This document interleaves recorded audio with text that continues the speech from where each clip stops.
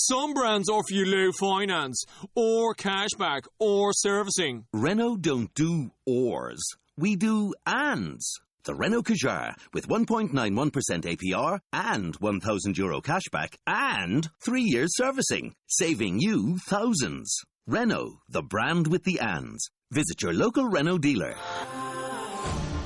Finance is made under a hire purchase agreement. Terms and conditions apply. Deposit required. Subject to lending criteria. See Renault.ie. No risk it, no biscuit.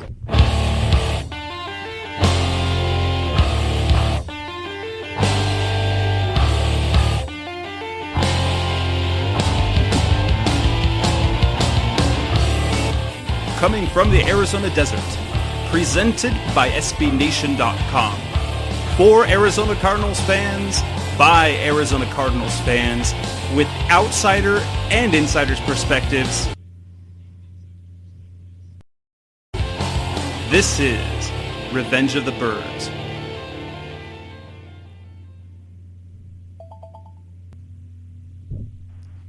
Hello, Arizona Cardinals fans. This is Revenge of the Birds Radio for our All-Cardinals show. This is your host, Jess on the line with Seth Cox, and we are here to talk about the Arizona Cardinals' first real regular season, real football game. A 31-19 victory over the New Orleans Saints at University of Phoenix Stadium in Week 1. Cardinals are 1-0. They are tied atop the NFC West with the St. Louis Rams, who defeated the Seattle Seahawks 34-31 in overtime, and also the San Francisco 49ers, who ended Week 1, the Week 1 slate of games, with a 20-3 victory over the Minnesota Vikings. And, the 49ers didn't look like a complete dumpster fire, so that makes things interesting for the first round of games of the schedule. In terms of what they have, we've got kind of run down on some of the stats. Carson Palmer threw for over 300 yards, 3 touchdowns, no interceptions, was not sacked. The Cardinals as a team ran for 120 yards, allowed only 54 yards rushing to the New Orleans Saints, who did have over 400 yards of offense. However, Drew Brees threw for over 350 yards. However, about 150 of those came to running backs on dump-offs and screens. He was intercepted once. Alex Okafor had a pair of sacks. Rashad Johnson again with the interception. It was an overall pretty solid game. You saw a touchdown run from Andre Ellington. Ellington did get hurt, as we're going to talk a little bit more about that. He injured his knee. It could miss this week up to 3 weeks. He could be out with a sprained PCL in his right knee is the diagnosis. And we got to see a little bit of the explosiveness of David Johnson, who after a 43-yard kickoff return then touched the ball for the first time in his NFL career on offense, and it only turned into a 55-yard touchdown reception where he caught the ball, which would have been a first down, and then just outran everyone else to the end zone. So we have the Cardinals, who are 1-0. They will go on the road to play the Chicago Bears. And today, if you're going to be listening to this via download, this is Revenge of the Birds Radio, recording on a Tuesday evening, as is our typical night for recording our All Cardinals show. And we've got Seth Cox on the line. Seth, how are you doing tonight? And how did it feel to have meaningful, not just football, but football that actually counts for something? It was a lot of fun. It was enjoyable to watch. Got out fast and then kind of did the typical get into a rut, but then they finished really strong, and it was an enjoyable game to watch, and then fun to have it all back in what looks like is the best division of football still, not just might be, but is the best division of football. Yes, you can definitely take a look and say, wow, I mean, if it weren't for the fact that the Rams and the Seahawks were playing one another, we could be looking at a division with everyone with a win. So yeah, it makes things interesting. In some former Cardinals news, we actually saw a little bit of movement happening. Last week we talked about Logan Thomas landing with the Miami Dolphins. He actually ended up being cut before the Week 1 game. However, he was re-signed on Tuesday to the practice squad. They had to make a move as they promoted running back Jonas Gray, so they had to move somebody. And there were a couple other interesting moves. Timmy Hightower, former running back for the Arizona Cardinals, was on the Saints roster last week, then cut just before Week 1. He was re-signed to the team on Tuesday. And another one for the Bearskin coming up. Linebacker Sam Acho, who left the Cardinals this last offseason in free agency, signed a 1-year deal with the Chicago Bears. He had been cut at the end of last week and was re-signed again. Those two moves reek of salary cap manipulation because both of them are vested veterans in the NFL. And by cutting them before Week 1, it made it so that their salary is not guaranteed for the entire season. They bring them back. They pay them as long as they're on the roster. When they cut them, they don't have to pay them. If any vested veteran on the roster for Game 1, for Week 1 games, their salary is guaranteed for this season. So it just looked like a little bit of salary cap manipulation there. That means we will get to see, ideally we'll get to see him at least on special teams. It looks like Sam Acho will be on the field when the Cardinals play. But let's talk about the game. We're going to talk about the good and not so good. But the truth is there's a lot of good in that game. Seth, what stood out to you, the most of the good? What were the biggest goods that you saw out of that game? For me, it started with the offensive line. They had some pass protection struggles still. But, like I said, I think it was last week. It might have been earlier. But like I said before, what this Saints lack in secondary and pretty much everywhere but the edge players, they make up for in edge players. And I thought that was a good test for Earl Watford, and he got beat a little bit early, but he really settled in. Kakaha, we've seen Jared Veldier have some struggles this year, or in the preseason and stuff, and he had a couple again yesterday. But overall, from a just pass protection standpoint, you have to like what they did yesterday. It allowed Palmer to settle in and make good throws because, as we saw in the Oakland game, when he loses his footing, he loses his accuracy, and he was on point for, the most part yesterday.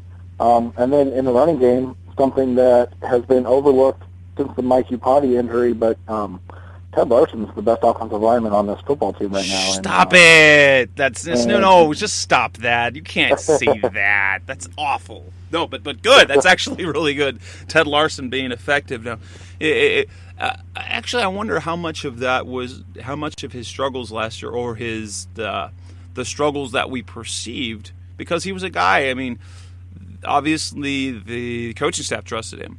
I wonder how much of that was in it being in a new offensive system now in year 2. He's kind of gotten the hang of things, because he was pretty not good at left guard last year. He was, and I think that's more what it is. I think, we've seen the bad of him, and now all of a sudden there's not really any bad, and there's good. So, while he's still probably just an average lineman in the league, I think that the difference in his play from last year to this year makes it seem like a greater jump. But I'm not really kidding. Like, he has done a really nice job, and I would say consistently it has been the one guy that you haven't seen get beat in pass protection. Watford and Veldier really did a lot in the run game yesterday, and then Cooper pulling. But I thought everybody on offensive line played well for the most part. And I think offensively, the fact that they just came out, like I said, fast and were able to dominate, such a strong word, because the wheels kind of came off after the 2 touchdowns, but they for those 2 possessions, they really did dominate. I mean, they looked basically unstoppable for those first 2 possessions, and I know that's not something that you can carry through a whole game or even a season, but 31 points and all the weapons that we saw on display. I think you have to be excited about what this offense can be if they can continue to have that consistency.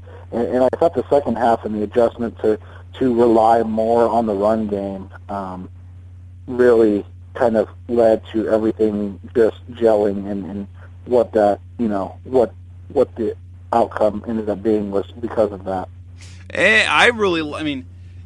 What you got to see was basically a continuation of the last 16 starts for Carson Palmer, where the offense, Bruce Arians, for as much as an offensive guru and mastermind as people claim him to be, and you've written about it, the numbers of his offense have been very pedestrian. Not bad, but they're never elite. They're always middle of the road.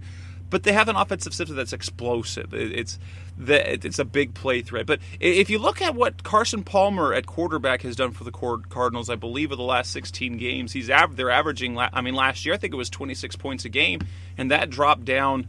What was it to the mid 19, 18, or 16 with Lindley, with Drew Stanton, and then with Ryan Lindley even dropped even further. And it's just that having Carson Palmer under center just makes a world of a difference and enhances all of those threats that they have. Andre Ellington, until he got hurt, he looked like the Andre Ellington we saw a couple of years ago, where it wasn't just negative, or 1 yard, negative yard, and then 80. There was 1 yard, 2 yard, 1 yard, which you get across the board in the league, but then he was popping off 18, he was hitting 10, and you got to see the explosive Ellington, and of course he got hurt, so that's another thing to be concerned about, but he got 11 touches in the game in 3.5 quarters, and then you got to see Chris Johnson, which in the limited amount of time he was on the field before Ellington left, he really wasn't very effective. But what did we see once Chris Johnson got in there and was getting a healthy dose of touches? He was effective. And to see, and we will take this with a grain of salt, yes, the Saints' defense is not great. They do have in Cameron Jordan, they have a very good edge player. In Kikaha, they have a very potentially good edge player. But their secondary was, I joked about when I wrote for Canal Street Chronicles the answer, I called them trash. And I'm not usually as harsh as that, but they sort of are when they have two, one, they were a terrible defense a season ago. They were starting more or less the same guys this year, and then two of their starters were out with injury. Their defensive secondary secondary was out already. Yeah, it's just, so if they did and they did exactly what they were, but they didn't just have success in the passing game, they did have success in the running game, so they were able to move the ball. I liked on offense how the threat moved from player to player. It was John Brown early on. Then we got to see some Darren Fells. And then down the stretch, it was Larry Fitzgerald. You kind of see how the adjustments the Saints make, and then the adjustments that the Cardinals make to respond. And what did you end up having? You ended up with Fitz having a really good game. You had John Brown having a solid game. He tailed off there at the end. But, what that ended up happening is the Saints changed their game plan.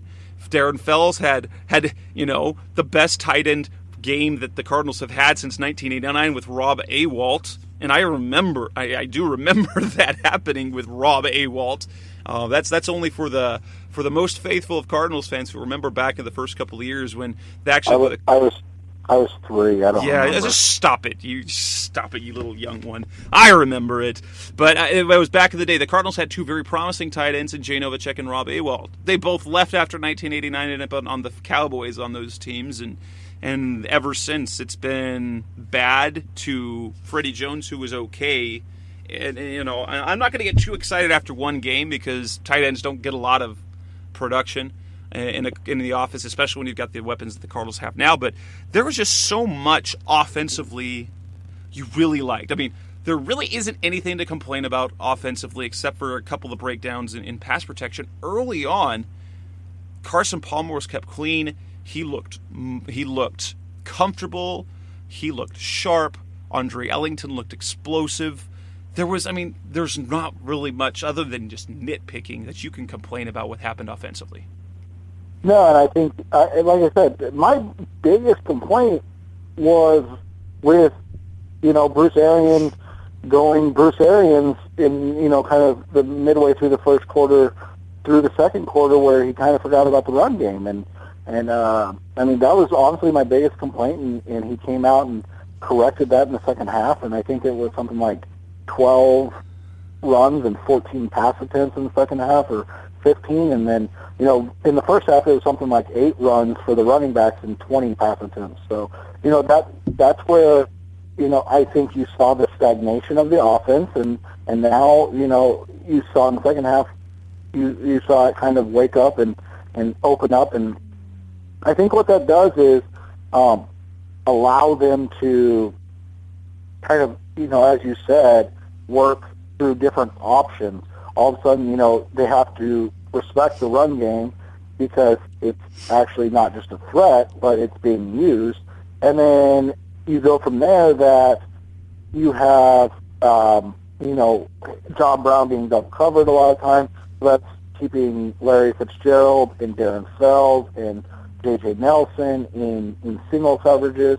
Oh, and then, by the way, you have David Johnson coming out of the backfield. It's just, it just opens so much up, whereas, in that quarter to quarter and a half where it was mostly them dropping back and throwing the ball, that's all of a sudden where you saw the, like I said, the stagnation and the team kind of looking out of sorts, and where New Orleans was able to get back in the game for a little bit before, you don't want to call it a blowout because it was close until the end, and we saw with New York, if you don't complete that pass to David Johnson, or if for some reason he drops that pass, then everybody's screaming at Bruce Arians, why did you throw the ball, and give the ball back to Drew Brees and stop the clock? But, it worked, and then all of a sudden the score was much, much different. So. Well, and you see the Cardinals have actually been, if you look at their wins over the last couple of years, they're kind of good at that, where they start quick, they lull, but then they get big plays late in the game. And that's kind of how it happened. Let's look at the other side of the ball, the defense of the ball. And before, I want to temper this immediately. If you look at the yardage, the Cardinals turned out to be trash offensively if you just look at the yardage. However, I want to make sure everyone understands this. The Cardinals had a very good defensive game. First and foremost, they kept the Saints out of the end zone except for once, and that was really a special teams gaffe because the defense had done their job. So they limited into one touchdown. They limited the Saints offense to 19 points. This is a Saints offense that for the last 9 seasons has been top 6 in yardage games. So they gain a ton of yards. So we're talking, they play all sorts of defenses. They play good teams, they get bad defenses. And they have been one of the top, in fact, I think 6 of the last 9 years, they have been the top gaining offense. And they've been a top 10 scoring offense for 6 of those 9 years. And the lowest that they've been in scoring has been 12th. And the Cardinals held them for 19 points. So, before we get all bent out of shape on the yards, let's look at the actual thing. And this is what happened last season. They keep teams out of the end zone. They make big plays. Now we can start nitpicking some of the other things, and you see one thing that's back after at least one game. The running game. The Saints don't have a great running game yet, but they held them to only 54 yards rushing. That's how the Cardinals have made their success over the last 2 seasons, until the last half of last season when things sort of fell apart.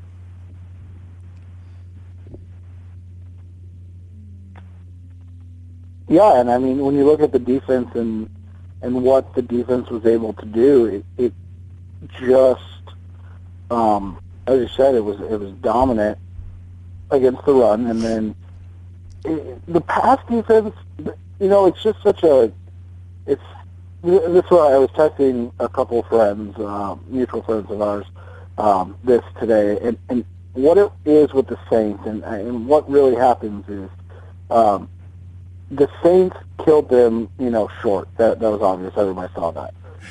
Well, what they were doing is they're running those outside guys.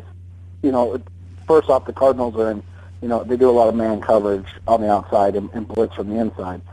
So what they were doing was they were running that same coverage, and on those mans, on the man-to-man outside or in the slot, or on the corners, they're dropping, and then all of a sudden the safeties are shading to whatever side Peterson's not on, or Dale Buchanan's blitzing, or somebody's blitzing, and then all of a sudden the back's coming out, and what they were doing was they were going to the side where single coverage without the shade was, and then throwing short, and then all of a sudden those running backs only have to be, a slow-footed linebacker or a guy that was really, I don't want to say out of control, but was really all over the field, but not necessarily in the best way in Dale Buchanan yesterday, and that all of a sudden opened up those huge lanes for after the catch. And that's kind of what happened. And so then when they got down into the red zone, well, all of a sudden the corners don't have to go, 30 yards down the field before they're turning around to see that the running back has the ball and is running at them. What's ending up happening is, they're just, they're going 5 yards and then they're seeing something that doesn't look right and they're going back. And so that's, part of it. And so, like I said, it was death by 1,000 cuts. It wasn't necessarily bad pass defense per se, as much as it was the Saints knew that the Cardinals were going to play a lot of man outside, and they were taking all the opportunity they could to send those guys deep, make them respect those, getting down the field, and then taking advantage in the flats with the running backs and the screen game and then, just flares and things like that. And so what ends up happening is they get a ton of yardage, and that's not unexpected in situations like that. And quite frankly, I wouldn't be shocked if it was something that happened again against the Bears. It's just about making sure that when that does happen, like you said, they hold them to field goals or they force a turnover or something of that nature. Hey, and with Jay Cutler coming up, yeah. Turnovers. Yeah, and that's what, and you know what, and he doesn't get enough credit when he does well, but he sure does take a beating when he struggles. And I thought Patrick Peterson really showed up yesterday. He was physical with Brandon Cooks and kept him off his routes, and he got beat the one time, and outside of that, it was an impressive show by Peterson in his ability to really be physical at the line of scrimmage and make a difference in that game. I think when you just look at the Cardinals defense, it's basically still an unknown because, like you said, the Saints run game isn't great. They got killed through the air, statistically speaking, but they didn't really give up any points. I mean, like you said, 19 points. That's going to rank right around, I think. That's going to be, that's going to be top 13. 10, top 12 type defense if that's something that they can do. And so, I think that's what you're going to have to live with because even with Alex Okafor's 2 sacks, there still wasn't a ton of pressure on the quarterback. And they did have some deep drops and some chances to, pin their ears back, especially when they were up and weren't able to, really gain any pressure.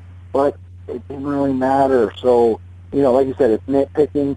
But it is something to watch going forward. Was it just the fact that the Saints have maybe a top, 7 or 8 quarterback in the NFL still, or is it something just to watch going forward? And I think honestly, next week's game against the Bears is going to answer a lot of those questions because I'm not. Well, I still don't know what to think of the Bears, so maybe it won't answer any questions. Well, true. Defensively for me, and Bruce Arians explained that the problems they had with running backs, now we have to take that with a grain of salt, it was simply there were players that they were in that first game, they got a little, when they got after the blitz, they got excited about the quarterback and they just missed assignments. They forgot to cover the running back, and that was probably more Buchanan than anything else, being the young player that he is. If they can contain that, that's really going to. That's good if they can really contain that, because I mean, nearly half of the Saints' passing yards came off of dump offs and screens. Some of those were designed screens, and some of them were just there was an outlet in the flat simply because that side of the field got open. You really have to. You mentioned Patrick Peterson. I want to emphasize that Patrick Peterson looked really. Yes, he got beat on one play. One play, and there are people talking about Brandon Cooks as becoming this star with Drew Brees, and it took a perfect throw from Brees to get him there too. So Patrick Peterson played a fantastic game, but he wasn't the only one. Gerard Powers was making plays right and left as well, and I thought he would have trouble because he was going to be matched up with the bigger receiver, and we've seen, at least in training camp, when facing a guy or a more physical, bigger guy like a Michael Floyd, Gerard Powers gets his lunch handed to him. But he played really well. And the safety, I mean, and then they have like all the safeties on the field all the time.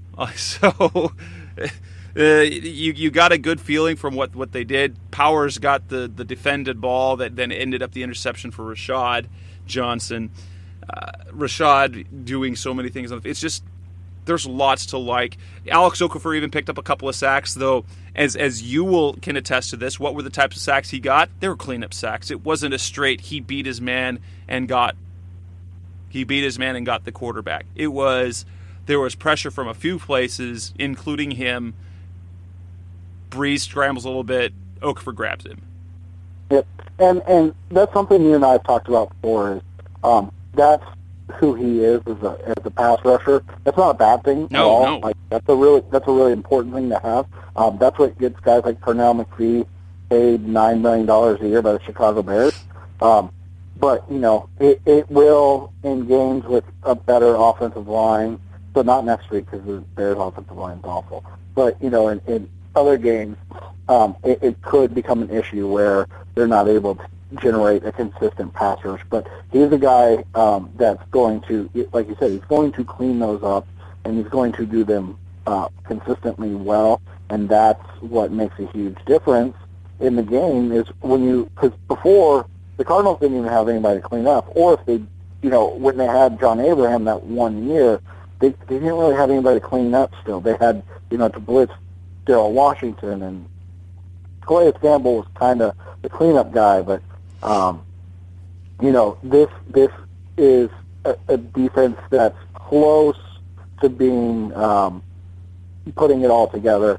Obviously, there's still, like I said, the concern about the pass rush, but it's a very talented is probably an understatement. So, but it's a very well put together defense on every level, and that's something in the NFL that's really hard to beat.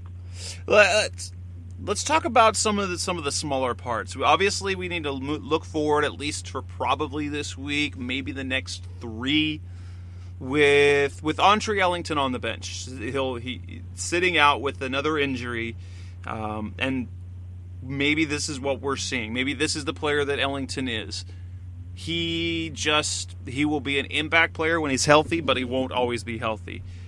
How valuable does that pickup of Chris Johnson suddenly become? Because now you have a guy who's used to being a workhorse. And now they'll have to change things a little bit in terms of skill set. But how do you think... I personally don't think that the running game will suffer very much because... Go ahead. I just think... I think it's going to be better. And I don't mean better as in big play. Johnson probably still has some big play left in him, but he's got a lot of tread on the tire, or off the tires. I think that's the correct term. But he's got a little wear on the tires. There you go. And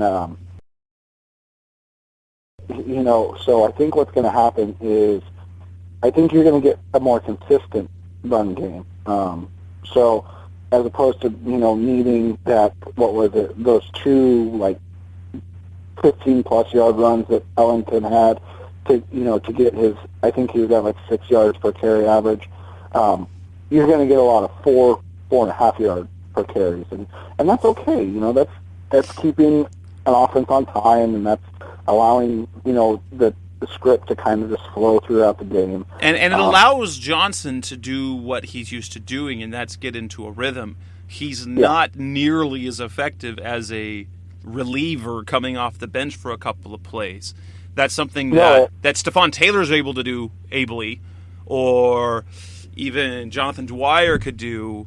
But the Cardinals haven't had that guy who could, in a limited amount of carries, have some sort of impact. And Johnson will be able to get his 15 to 20 carries with David Johnson getting a few. And David Johnson will get the treatment, I think, that Andre Ellington had in the first half of his first season, which is limited, don't overload the rookie.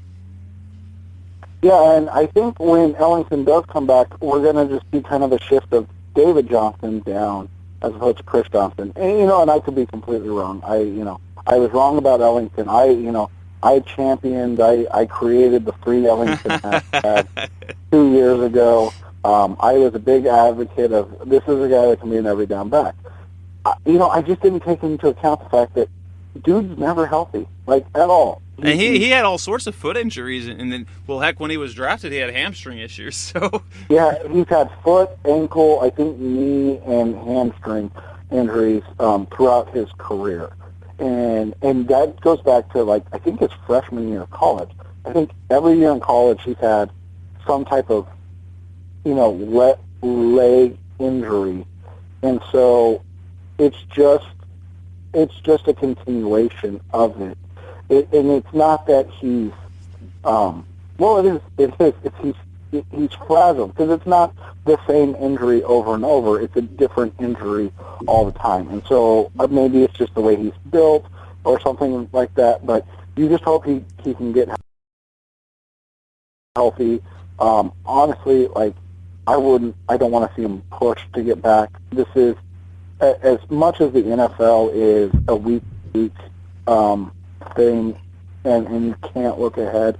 I'd much rather have Andre Ellington the last 8 games of the season and going into the playoffs than the next 7 games and, worrying about him getting beat up by teams like, the San Francisco and the Steelers and Seattle and the Rams. And the Browns. Oh, yeah. Because they have a very physical bunch of games coming up.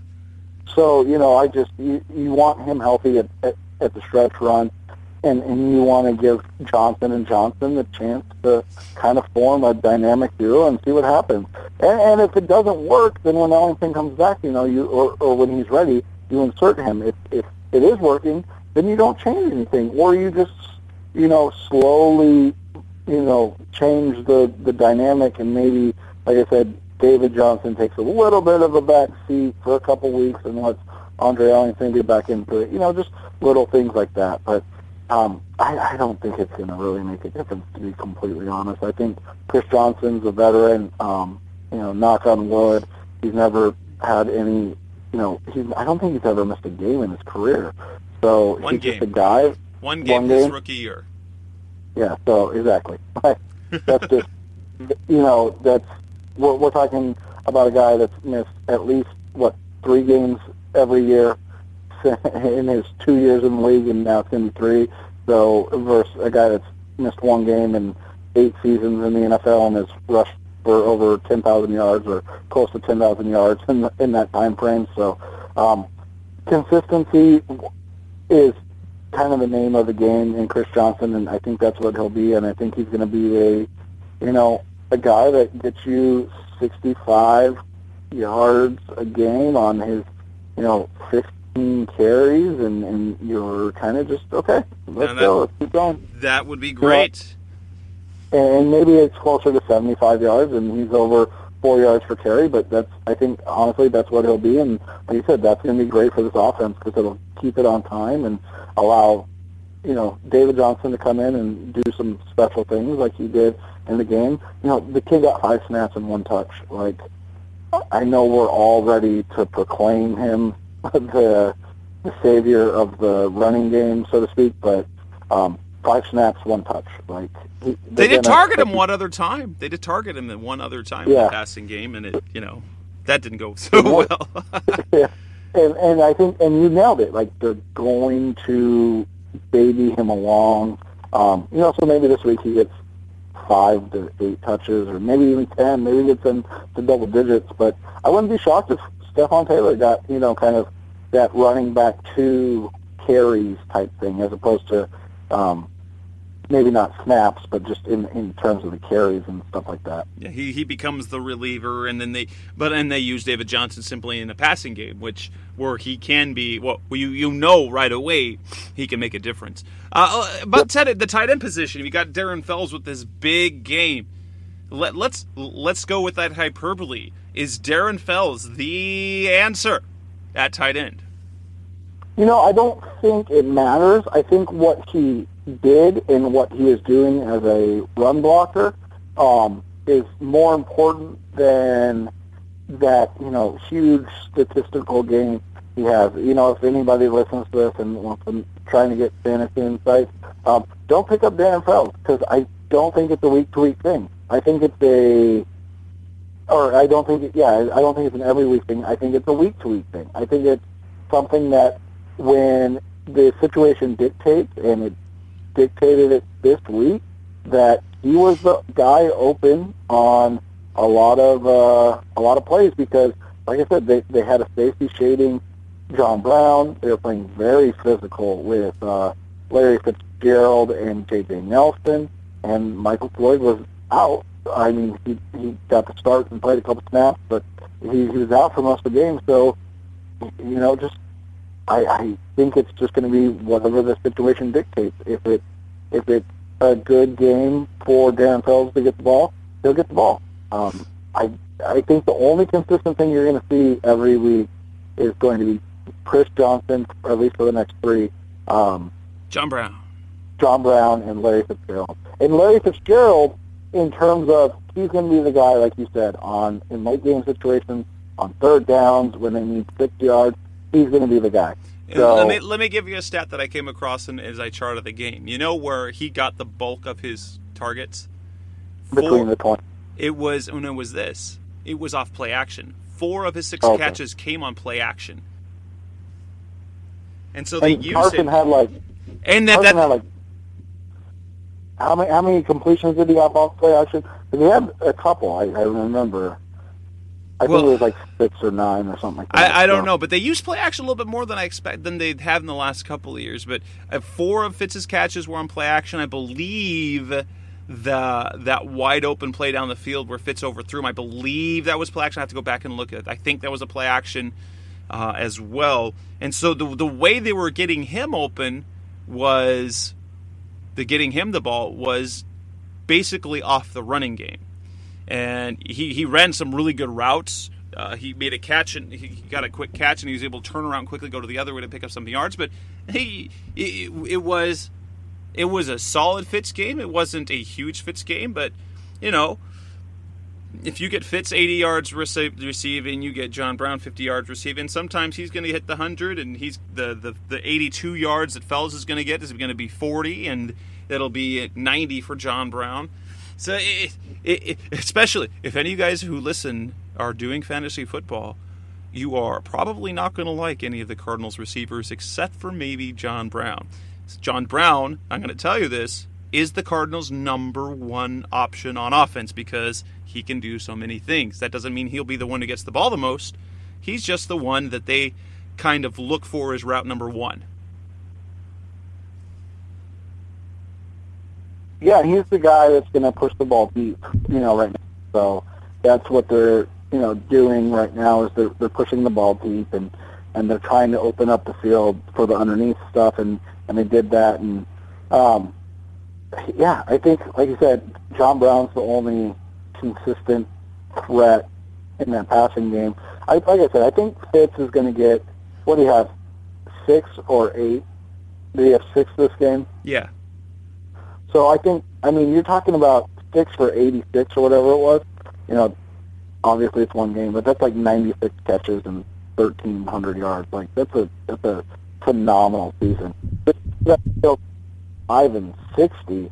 You're still right on pace for about 80 and 100 or 80 and 1,000. And you're talking about John Brown being a 1,000-yard receiver with 10+ touchdowns. So having two, that's going to be big. So I think, I think what Fells did was important in that game because now it just gives another aspect for teams to have to recognize and kind of game plan for. Like, hey, we can't leave this Darren Fells guy open because he'll make us pay. He's not Rob Hausler.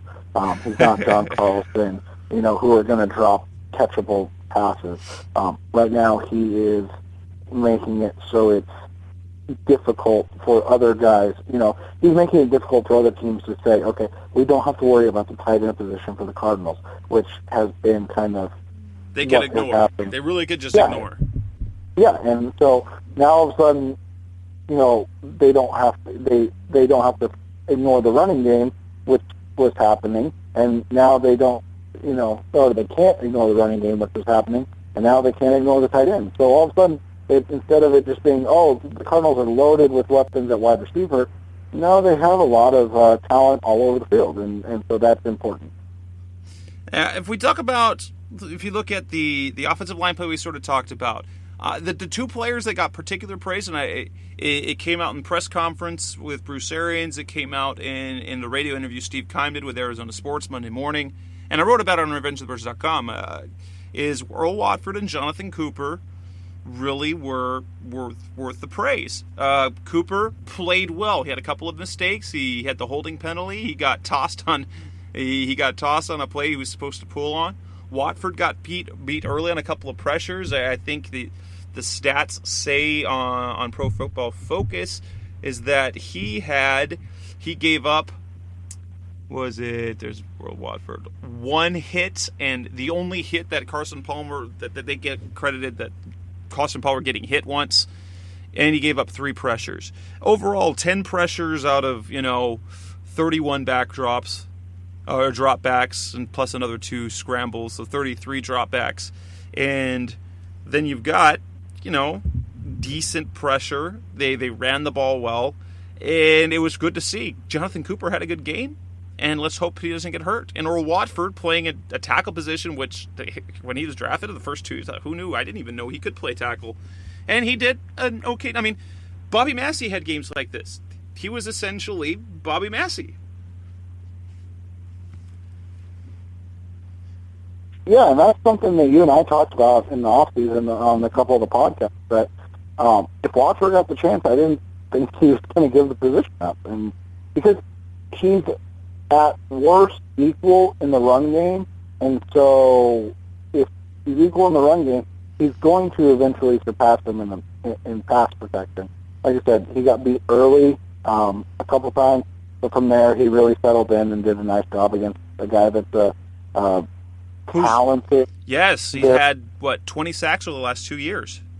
Yeah, he's a very talented Pro Bowl 3-4 defensive end, and he's probably right below like Calais Campbell and Muhammad Wilkerson in that next tier of guys.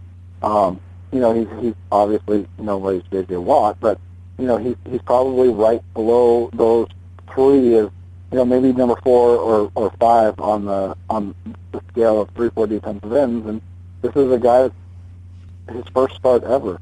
So, at a position he hasn't played until this year, or until training camp this year. So, yeah, I mean, you got to be excited and impressed and hopeful that this continues, because all it does is just it means that the transition next year, the transition already occurred. We were all hoping J.J. Humphries was going to win the position. Like I said, he's Logan Thomas. He just put him out of your mind. You probably just don't want to see him this year. That's how it's going to go. But Earl Watford makes the transition from Bobby Massey go from, okay, we'll have to figure it out in 2016 to, okay, we got 2016 figured out too. So let's just keep going. Let's just keep riding this train and see what happens. And you look at the pass rush they had in terms of pressure. They got the 2 sacks by Okafor. Pro Football Focus credited the defense with 2 hits on Drew Brees and 7 pressures. And they came from a lot of different places. Rodney Gunter had one, Calais Campbell, Kevin Minter, Alex Okafor had a pressure in addition to the sacks. Tyrann Mathieu once, Lamar Woodley once, and Marcus Golden once. We saw kind of if you look at the defense, they got pass rushing productivity from Alex Okafor. Lamar Woodley pushed the pocket. Marcus Golden, when he was in there, he became the guy for their dime pass defense, the guy that rushed the passer. He was all over the field. They got a lot of production from a lot of places, so I was really pleased to see how that went. I mean, it wasn't consistent pressure, and they didn't even move Breeze off his spot a lot, but it forced them to combined with the coverage, they weren't attacking down the field, and that's what Drew Brees loves to do. He loves to attack down the field, and they kept him out of that completely. Yeah, and like I said, it was death by 1,000 cuts, and that sucks from a statistical standpoint, but you know what? In the end, maybe those stats come into play later on, and that will get thrown at from Football Outsiders and Pro Football Focus. Oh, that's why the Cardinals didn't win the Super Bowl, because they gave up 375 yards a game in passing, but you know what? They gave up 19 points. So who cares?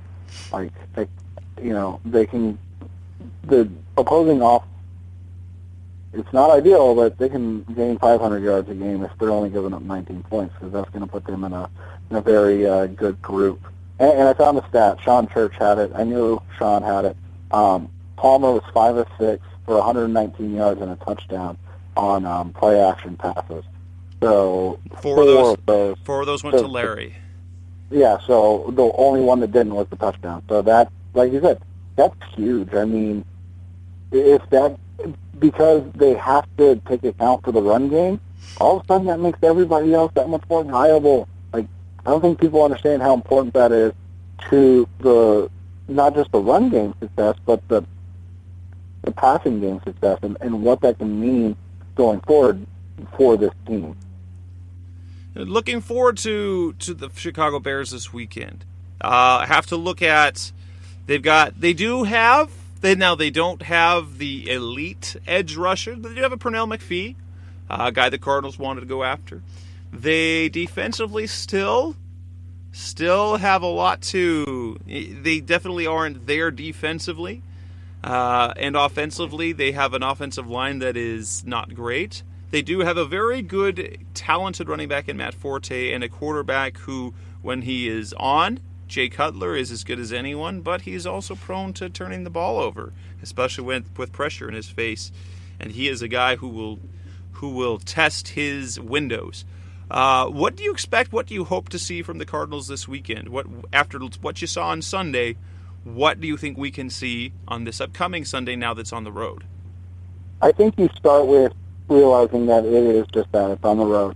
So, let's not expect a blowout. Road blowouts are rare in the NFL. Even with bad teams, it's a rare thing. So, if the Cardinals don't blow out the Bears by 2 touchdowns, it's not a bad thing. I think you want to see consistency on offense again, same type of thing, because like you said, the Bears' defense just isn't very good. Now, granted, the Packers are the best offense in the NFL. I don't even care if Jordy Nelson's hurt; they're still the best offense in the NFL. But they did a lot in the passing game, and they did a lot in the running game, and they made it look really easy. So hopefully the Cardinals can mimic that from last week. And then defensively, I think you want to see them again take advantage of a less than talented offensive line. I think it started last week. The Saints offensive line is not very talented, and they get another offensive line in the Bears that just isn't very talented. So I think you want to see a continued domination on the ground. Like you said, Matt Forte is one of the top 5 running backs in the league, and that's not just from a fantasy standpoint. He's just, he is what we all hope David Johnson becomes. So that's a huge praise. So you just, maybe this is a game where they give up 100 yards rushing, or maybe it's not. Maybe this is a game where you see continued domination against the run, and and then we'll see what happens in the pass game, because I think Dayon and maybe Mentor, I'm not sure, and Tony Jefferson, and I think all of those guys are going to be kind of aware. Okay, well. That will be a point. Let's put it this: that will be a point of emphasis this week at practice. Is assignments on the blitz to make sure that somebody peels back and covers the back out of the backfield. Yeah, because it's a little. Mark Ingram's a nice back. Don't get me wrong. Mark Ingram's a good back, but you'd much rather have Matt Forte out in the open field if you're an opposing team going, or an offense. Running an offense, you'd much rather have Matt Forte out in the open field with the ball in his hand than Mark Ingram. So I think that's how it, like you said, that's going to be a point of emphasis this week. So assignments, make sure, don't get excited. Just make sure you finish the plays and make good plays. And I think that's big this week. And a commitment to the run game. I'm going to preach that all season long. Everybody's going to get tired of me talking about it and saying it, but again, look how efficient the offense was when they really focused on that run game, and I thought it was. I think that's just what you want to see as it continues. Is that the Arizona Cardinals are a team. I don't expect a 50-50 split, but if you're closer to 40, 40 rushing, 60 passing, I think that's 50-50 in the NFL anymore, anyway. Yeah, and I think that's going to make the Arians' offense, which is one of the least efficient in the NFL statistically, over the last couple of years, become much more efficient in what they're doing. So, and we saw that in Game 1, especially in the second half. So, I think that's what you look for this week. And that'll bring us to a close of our All-Cardinals show for Revenge of the Birds Radio. I do not yet have anything lined up for a Bears preview. I will send an email out tonight. Tuesday night to see if I can't get something to sit down and record with somebody over WindyCityGridiron.com, our SB Nation Chicago Bears blog. Talk to them either Thursday or Friday, perhaps. But in any case, we will, at minimum, we'll be back on the air. We'll back in your download. We will record our next show Tuesday night of next week after what is hopefully another Arizona Cardinals win, and hopefully they start the season 2-0. I wouldn't mind seeing another 31 spot on the board, but it is the road, so we will see. This is Revenge of the Birds Radio signing off. I'm Jess Root. That's Seth Cox, and thank you for listening. Have a good night, everybody. You've been listening to Revenge of the Birds. Keep the conversation going by visiting revengeofthebirds.com. Follow us on Twitter at Revenge of Birds. You can also find us on iTunes at facebook.com/Revenge of the Birds.